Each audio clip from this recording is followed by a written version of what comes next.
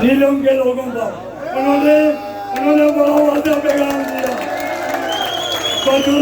मैदान लोगों ने बड़ा वादा पैगाम दिया कि हुक्मरानों को, क्या अरबाब इख्तियार को, कि ये तो इंडिया के फौज के साथ लड़ने वाले लोग हैं, तुम क्यों इनको मजबूर करते हो?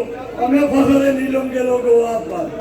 इसी तरह पूरे आजाद कश्मीर के लोगों का, इसी तरह वो सूरतकार जो डेली पोस्टें लगाते थे, जो कभी कहते थे ऑपरेशन होने जा रहा है, और चंद वगैरह रोज ये कहते थे देखते हैं कौन सी चीजें ये असर कर लेंगे।